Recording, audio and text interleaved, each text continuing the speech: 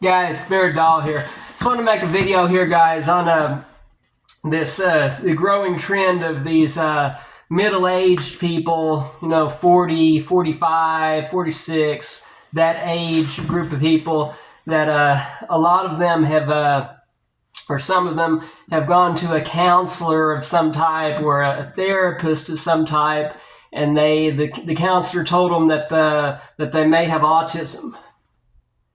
Okay, they may be partly autistic, and then the client they start feeling this awakening, and they start devoting their whole life to researching it and writing about it on the internet and talking to everybody, and then saying, "Oh, it all makes sense. It all makes sense now, and I need to understand this, and I'm proud of it. And this is somebody finally diagnosed me with this, and at 45 years old."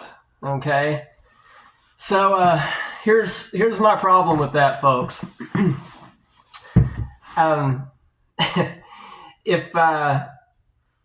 If you were authentically autistic, okay, if you legitimately, medically have autism, you would not be learning about that at age 40. Okay?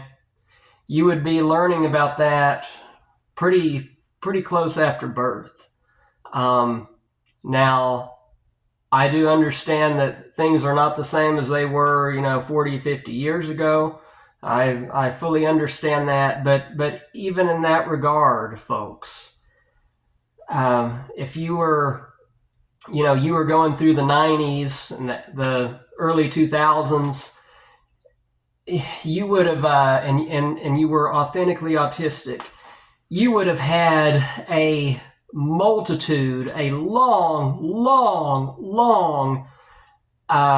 history of violent conflict, long history of social problems, very, very, very long history of dietary complaints, people making fun of your diet, coaches, teachers, social workers making fun of your life and your thoughts and your everything about you. You would have had that at a much younger age, and there is absolutely zero chance that you could have fallen through the cracks and made it to 40 years old and never received services, and now some counselor is telling you that you have autism. That's bullshit. Guys, let me tell you a little bit about myself. I was diagnosed at age 2. I grew up in the 1980s. Even back in the 80s especially, it was not something that was very, very highly known about or highly diagnosed. It was very, very extremely rare, and even then, I was still diagnosed at age 2, and I've received services ever since. Now, why I was diagnosed? My problems did begin after I was vaccinated. That really is when all of it started. But when the main complaints that all of the anybody that was in authority, an authority figure, had with me was my dietary behaviors. Guys, people with autism only eat one or two things. And that's why I was diagnosed with autism. Guys, I really only eat one thing, and that's potato products. Okay? My entire life, it's been that way my entire life. And it will be that way my entire life, because it is a developmental defect and will never change. So guys, what I eat, guys, I eat fries. I eat French fries. I eat tater tots. I eat hash browns.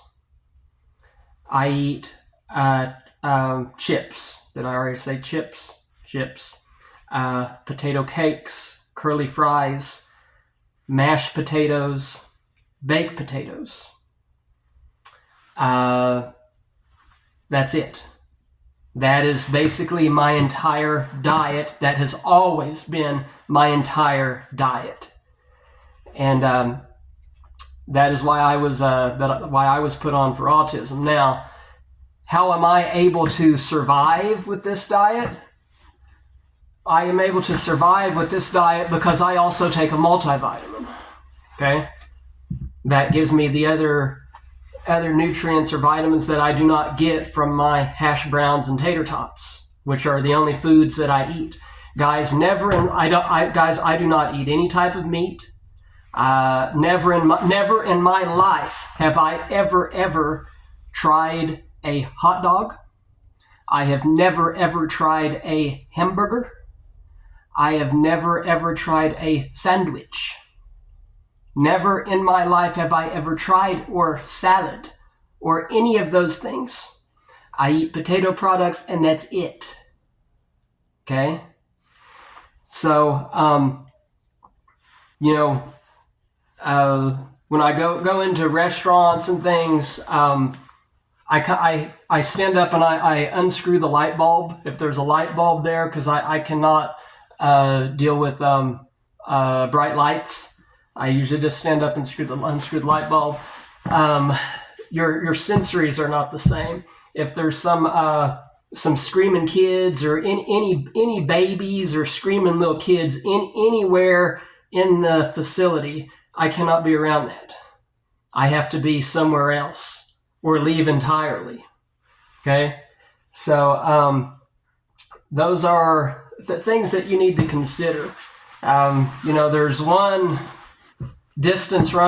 female distance runner out there, especially. I think she's like 44 years old, 43, 44. I'm pretty sure all of you know who I'm talking about. Has recently says that she's been diagnosed with autism. No.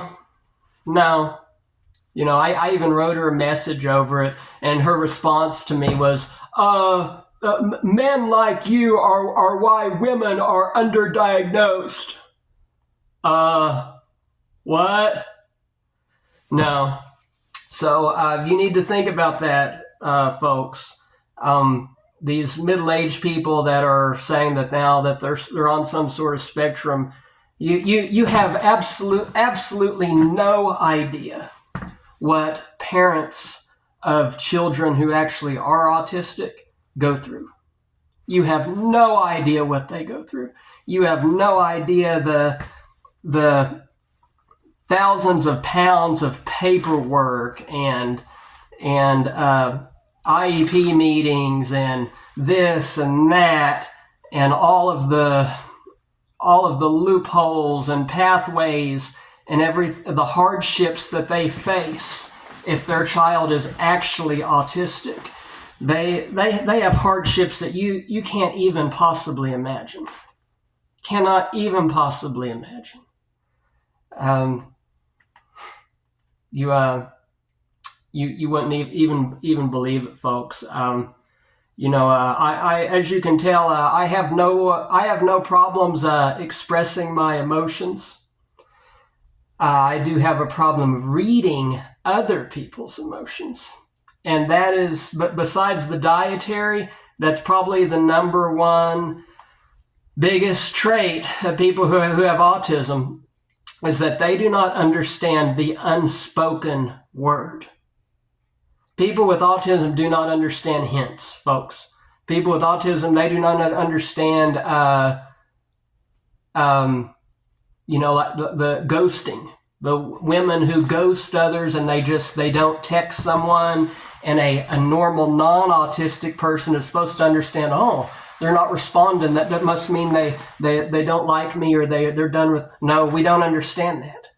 People with autism, you have to tell them, I do not like you because blank, get the fuck away from me. Okay? That is what people with autism have to hear, because they do not understand the unspoken word. They don't understand hints. They don't understand body language. They don't understand any of that.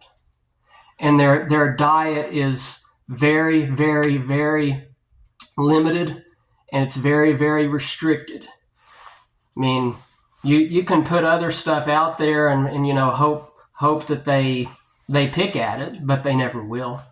They never will. So back into ancient times, this the old school philosophy of mom and dad forcing a child to eat their vegetables. You'll eat those vegetables or you'll get nothing at all. That type of tough love does not work with children with autism. Autism, they either they won't eat or they will beat the living hell. They will beat the living fuck out of the mother and father for trying to force them to eat foods that they do not want. And that is not the correct way to treat or handle a person with autism. Once you're middle-aged, people, autism is really a discussion for moms, single moms who are trying to quickly get assistance for their children to help them get through school. Help them, maybe be in some smaller classes and get some accommodations so they can get through school. Once you're an adult, nobody gives a damn. Nobody gives a damn once you're an adult. That's why if you're 40 and somebody says that you find out you're autistic, it doesn't matter at that point. People with autism have lived their entire lives with this impairment, and it's something that unless you're authentically part of that group, you'll never understand. Okay, so. Me, I'm not an anti-vaxxer, but I do believe that prior to about age 5, children should not be given vaccines prior to about age 5 because of I do believe that many of the neurotoxicities in vaccines can cross the blood-brain barrier and cause developmental problems like autism. All of my problems really, really began after the vaccines. But again, I've been in the system since I was age 2 and have been, navigating the system since I was age 2, way back in the 80s. I grew up in the 80s. I know a lot about the system, and it's really just a joke to me, these people that, think that now they're 40 years old. I mean, let's say, if you were born in 1975, let's say, for example, you were born in 1975.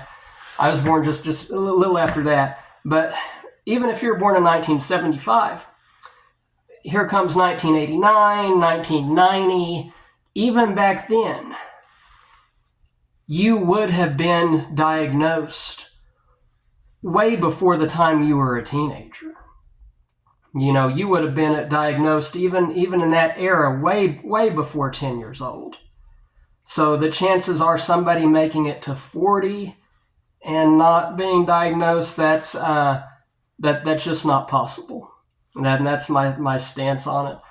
Okay, that's really all that I have to say about the matter. People with autism, they focus on their strengths because their strengths are very, very, very strong, and their weaknesses, like their diet or their sensories, those things never ever improve. That's why it's called a disability. Okay, it's a handicap, it's a disability. So do not ever try to force a person with autism to alter or change their behavior or do things that you think are normal. Because again, there is a reason why it's called a disability. Okay, that's it, guys. Till next time, best believe it. Hope you learned something from what I just said. Okay.